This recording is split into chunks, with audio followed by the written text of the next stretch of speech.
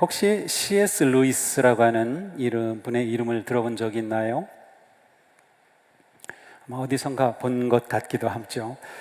금세기 최고의 크리스천 지성으로 알려진 분입니다.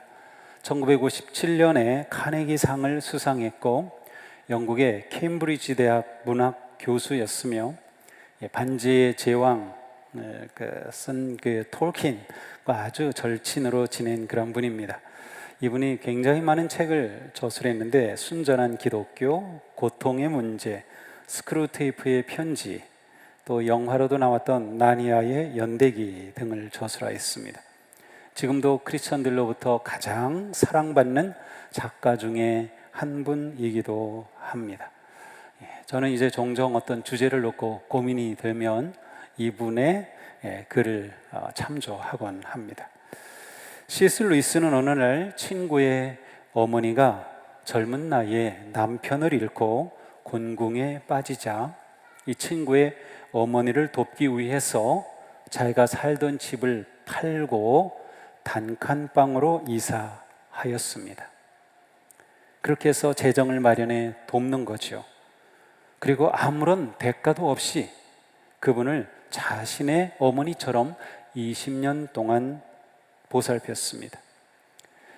친구인 아들조차도 자신의 어머니를 제대로 돕지 못하는 상황에서 루이스는 이처럼 친구의 어머니를 극진히 도왔습니다. 사실 루이스 자신은 10살 때 어머니를 병으로 잃었던 사람이죠. 루이스는 유명 인사가 된 이후에도 여전히 친구의 어머니를 돕는 일을 멈추지 않았습니다. 그뿐만이 아닙니다. 루이스가 노년이 되었을 때 10대의 아들 2명을 둔 어느 부인이 암에 걸렸습니다. 전혀 도움을 받을 수 없는 상황인 것을 알게 되었습니다. 그러자 이 루이스는 이 가족을 사랑하고 돌보고 보살피기 위해서 암으로 병들어 아무 일도 할 수 없는 이 여인과 결혼을 한 후에 그 가족들을 정성으로 돌보았습니다. 루이스의 이와 같은 행동을 가리켜 성경은 짐을 지는 일이라고 말씀합니다. 서로 사랑하는 그리스도인의 삶은 매우 구체적인 행동으로 드러납니다. 서로 사랑하는 사람은 어떻게 하죠? 서로 무난합니다. 서로 사랑하는 사람은 서로 위로합니다. 서로 섬깁니다. 그런데 오늘 말씀은 서로 사랑하는 삶이 무엇인지 한 가지를 더합니다. 그것은 서로 짐을 지는 것입니다. 우리는 서로 짐을 짐으로 서로 사랑하는 삶을 완성합니다. 짐을 진다는 것은 결코 쉬운 일이 아닙니다. 짐이라고 하는 이 단어 자체가 이미 굉장히 큰 부담이라고 하는 뜻입니다. 어떤 큰 과제를 의미합니다. 그러므로 때때로 이 짐을 져주려면 희생도 필요합니다. 누가복음 10장에 나오는 선한 사마리아 사람의 이야기가 그렇습니다. 여리고로 가는 중에 이 선한 사마리아 사람은 길에서 강도 만난 사람을 보았습니다. 아주 긴급한 상황이죠. 그래서 그를 살리기 위해서 그를 나귀에 태워 여관으로 가서 그곳에서 치료받고 보살핌을 받게 해 주었습니다. 숙박비며 치료비까지 다 대주었고 더 비용이 들면 그것까지 자기가 부담해 주겠다고 하였습니다. 이 이야기를 들려주신 예수님은 유명한 질문을 하셨죠. 누가 강도 만난 사람의 이웃이 되어 주었느냐? 저는 이 질문을 이렇게 바꿔봤습니다. 누가 강도 만난 사람의 짐을 져주었느냐? 사도 바울께서는 말씀합니다. 여러분은 서로 남의 짐을 져주십시오. 그렇게 하면 여러분이 그리스도의 법을 성취할 것입니다. 자, 믿음의 삶은 서로 사랑하는 삶이며 서로 사랑하는 삶은 서로 짐을 져주는 삶입니다. 서로 짐을 져줄 때 그리스도의 법, 곧 사랑의 법을 성취합니다. 누군가의 짐을 져주는 것, 그것은 어려움을 겪고 있는 그 사람을 사랑하는 성도의 거룩한 의무입니다. 우리는 지난주에 서로 위로하는 삶에 대해 생각해 보았습니다. 서로 위로하는 것은 여러 가지 일로 인하여 슬픔과 아픔, 역경, 고난을 당한 사람의 처지와 상황을 내 일로 공감하고 내 마음을 가지고, 공감하는 마음을 가지고 그 사람 곁에 함께 있어주거나 그 사람의 말을 들어주거나 손을 잡아주거나 안아주거나 때로는 필요한 것을 공급해 주므로 새롭게 힘을 얻고 기운을 차리고 소망의 삶을 살도록 도와주는 것을 위로의 삶이라고 했습니다. 자, 짐을 진다는 것은 이것보다 좀 더 깊이 들어가는 것입니다. 짐을 지는 것은 위로하고 격려하는 것으로 끝나는 것이 아니라 필요하다면 힘들고 어려운 일을 내 일처럼 내가 감당해 주는 것입니다. 어떤 경우에는 누군가 짐을 져주지 않는다면 그는 마치 여리고로 가는 길에 강도 만난 사람처럼 스스로 해결하는 것이 매우 어려울 수도 있습니다. 짐을 진다는 것은 분명 힘든 일입니다. 거기에는 희생과 대가가 있어야 하기 때문입니다. 그런데도 성경은 서로 짐을 지라고 말씀합니다. 서로 짐을 지기 전에 우리는 먼저 우리의 짐을 주님께서 져주신다는 것을 알아야 합니다. 예수님은 말씀하셨습니다. 함께 읽겠습니다. 수고하고 무거운 짐진 자들아 다 내게로 오라. 내가 너희를 쉬게 하리라. 나는 마음이 온유하고 겸손하니 나의 멍에를 메고 내게 배우라. 그리하면 너희 마음이 쉼을 얻으리니 이는 내 멍에는 쉽고 내 짐은 가벼움이라 하시니라. 아멘. 자, 예수님께서 이 땅에 오신 이유가 무엇입니까? 그것은 바로 우리의 짐을 져주시기 위해서입니다. 그 짐은 인생의 가장 무겁고 큰 짐이었습니다. 무엇입니까? 죄와 사망의 짐입니다. 예수님은 영원한 형벌과 사망으로 몰아가는 우리의 죄의 짐을 지시려고 이 세상에 오셨습니다. 그리고 십자가에서 고통을 당하시고 돌아가심으로 우리의 죄의 짐을 대신 져주셨습니다. 주님은 부활하심으로 무거운 짐에 눌린 모든 영혼에 참된 안식과 평화와 생명을 선물로 주셨습니다. 그래서 우리는 찬송하지 않아요? 죄짐 맡은 우리 구주 어찌 좋은 친구인지. 서로 짐을 지는 우리의 삶은 주님께서 자신의 짐을 지셨음을 깨닫고 감사하면서 시작됩니다. 주님은 우리의 죄의 짐을 벗겨주셨습니다. 믿으십니까? 이 믿음이 있어야 합니다. 그뿐만 아니라 주님은 우리에게 보혜사 성령님을 보내주셔서 우리가 언제나 무거운 짐을 주님께 가져가도록 도와주십니다. 믿으십니까? 그렇습니다. 우리는 무거운 인생 짐을 주님께로 가지고 나아갈 수 있습니다. 주님께 아뢰할 수 있습니다. 우리는 누구나 주님의 사랑과 은혜 안에 거할 수 있습니다. 이 믿음과 확신과 감사에서 서로 짐을 지는 삶으로 나아갈 수 있습니다. 우리는 주님의 사랑으로 서로 짐을 지는 것이죠. 서로 짐을 지라는 명령은 오직 주님의 사랑을 받은 성도들에게 주시는 것입니다. 오늘 1절에서 바울 사도는 성령의 인도하심을 따라 사는 사람인 여러분은 이렇게 시작합니다. 성령의 인도하심을 따라 사는 사람인 여러분은 무슨 뜻입니까? 우리는 성령의 인도하심을 따라 사는 성도이므로, 그러므로 서로 짐을 져줘야 한다는 것이에요. 다른 사람의 짐을 져줄 수 있다는 것이에요. 우리는 성령님의 사람이기에 남의 짐을 져줄 수 있다는 말씀입니다.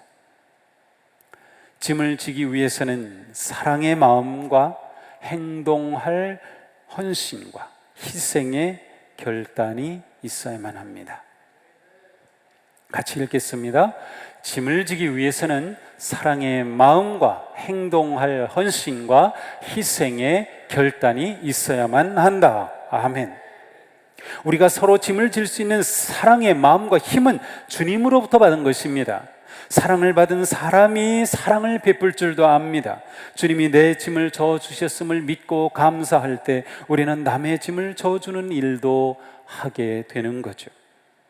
바울은 우리가 서로 짐을 져줌으로 그리스도께서 말씀하신 사랑의 법을 이룬다고 하셨습니다. 짐에 눌려 사는 사람들이 많이 있습니다. 때로는 우리 자신도 짐에 눌려 삽니다. 어떤 짐은 세상의 환경 때문에, 어떤 짐은 자신의 실수와 잘못으로, 어떤 짐은 죄의 결과로, 어떤 짐은 다른 사람의 잘못으로 생깁니다. 어떤 짐은 너무 열심히 일하고 사역하느라 생기기도 합니다. 짐의 원인은 다 다릅니다. 그러나 똑같이 주어진 사명이 있습니다. 그것은 우리는 짐의 이유를 막론하고 서로 짐을 져주는 삶을 살아야 한다는 것입니다. 이것이 주님의 말씀이며 주님이 원하시는 서로 사랑하는 삶입니다. 우리 주변에는 서로 짐을 나누어야 할 상황에 빠진 분들이 있습니다. 신체적이거나 정신적인 장애를 가지고 계신 분들도 있습니다.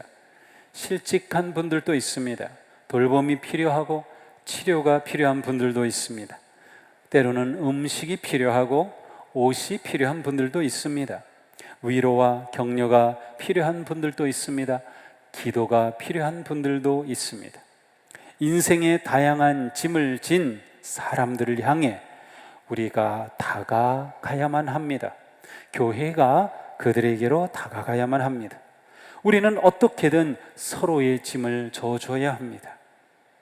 만약 우리가 서로 져주어야 할 짐을 보지 못한다면 그것은 우리가 너무 바쁘거나 무관심과 이기심 때문입니다. 무관심과 이기심은 현대인의 가장 심각한 질병입니다. 사회를 아주 피폐하게 만듭니다. 우리나라처럼 세상에 고소고발이 많은 나라가 없습니다.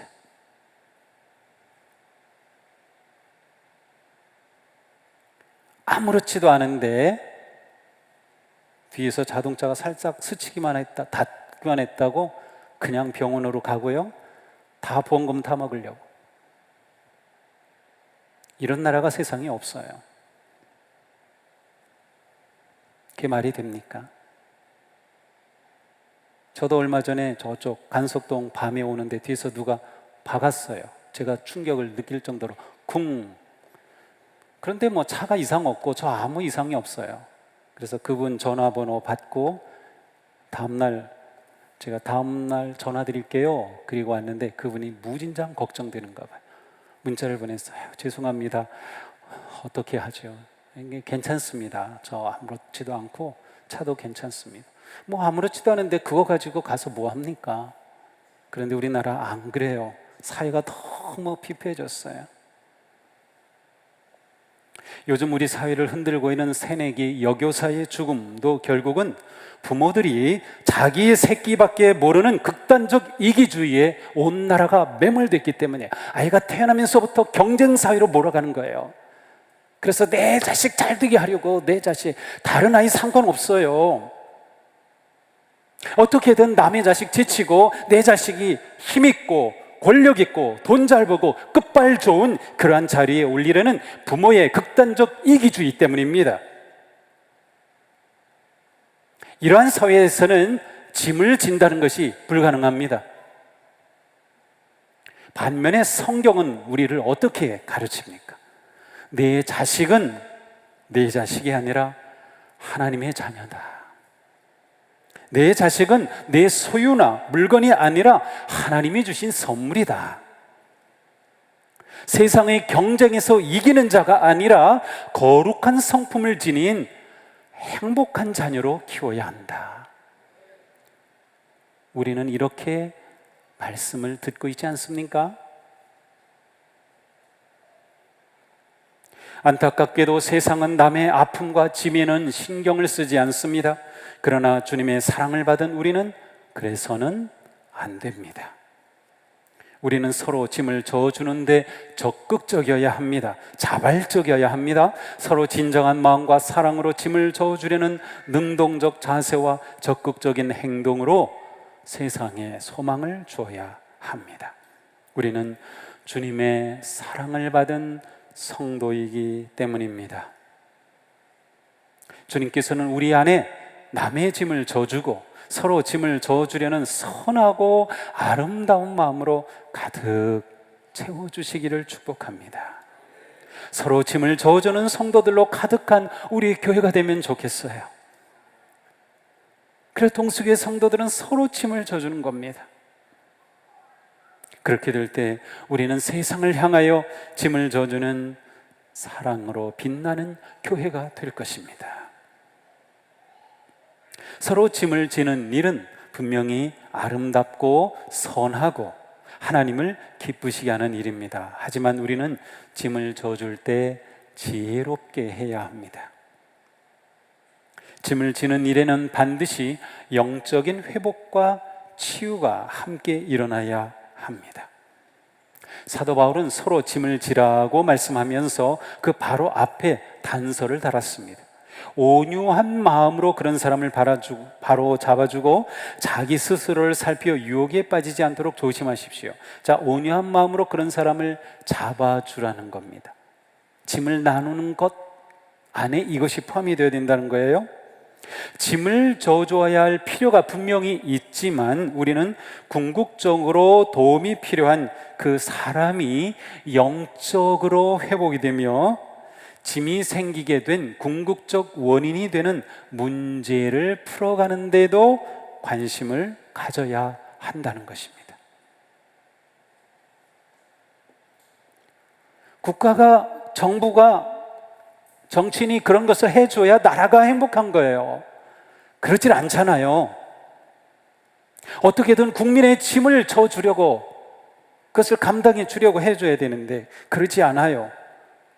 서로가 자기 정당만을 위해서 이거 하자 그러면 이거 하자면 서로가, 그리고 아니 서로가 똑같이 국민을 위한 것이라고 하면 그거 협력이 안 되겠어요?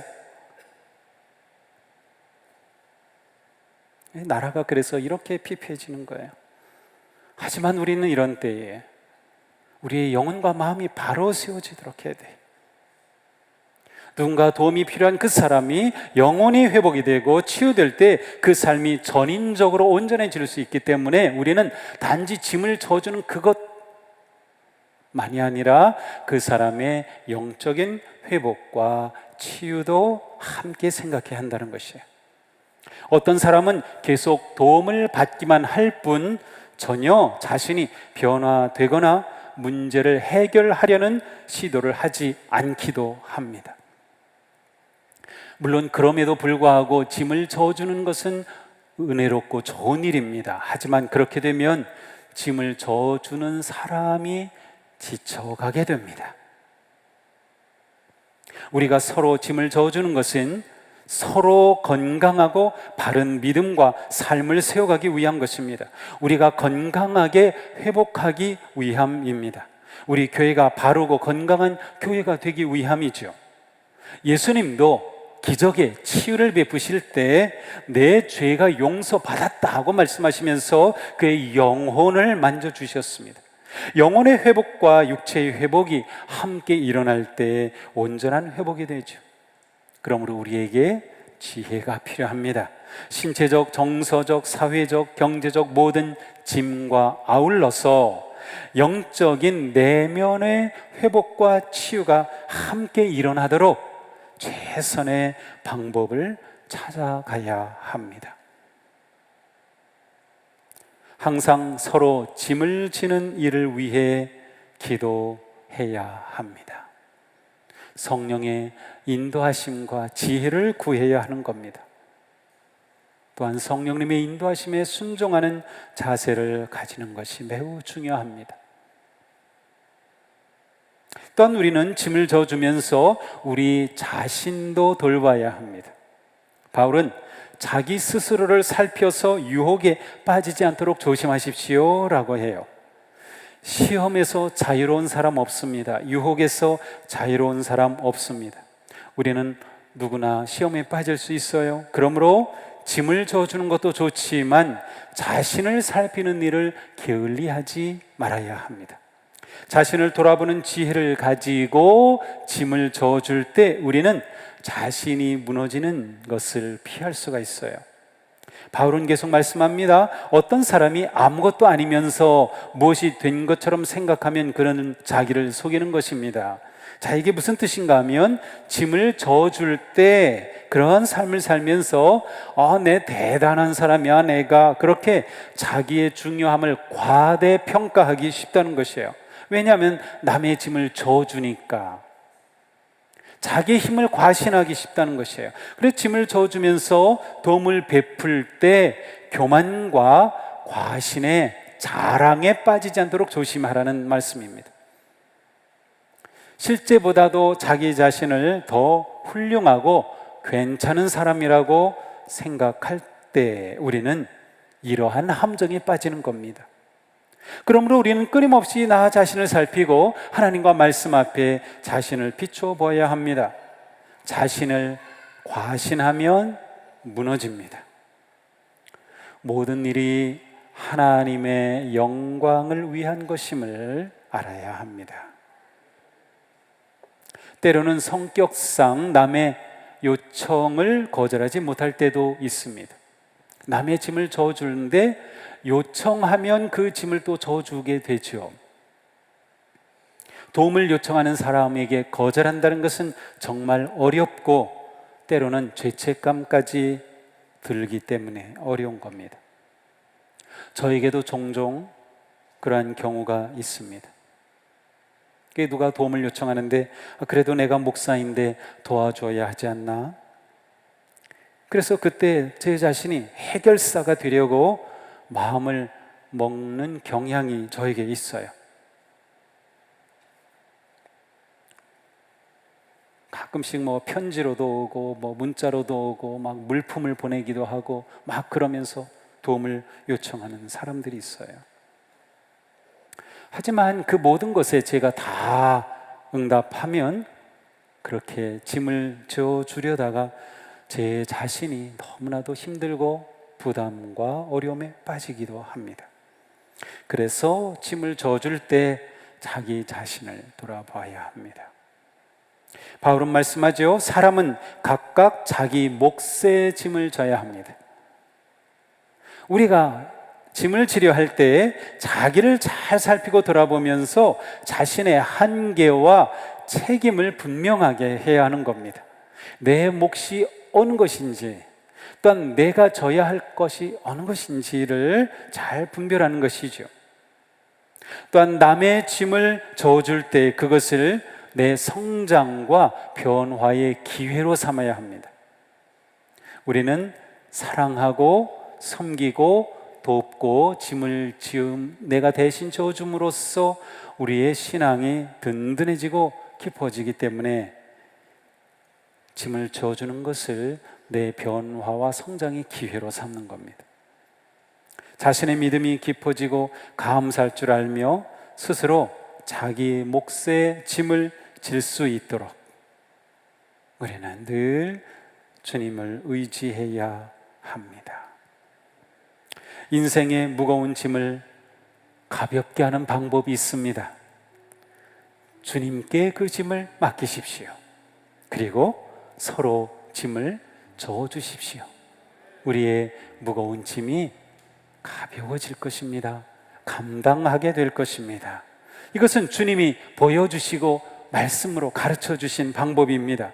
주님의 크신 은총과 사랑 안에서 우리가 모든 짐을 주님께 맡기고 또한 서로 짐을 져주면 우리의 믿음의 순례길 아주 만족하고 행복한 길이 될 것입니다. 그러한 우리 교회, 우리 성도님들 복된 믿음의 삶 승리하기를 주님의 이름으로 축복합니다. 기도합시다.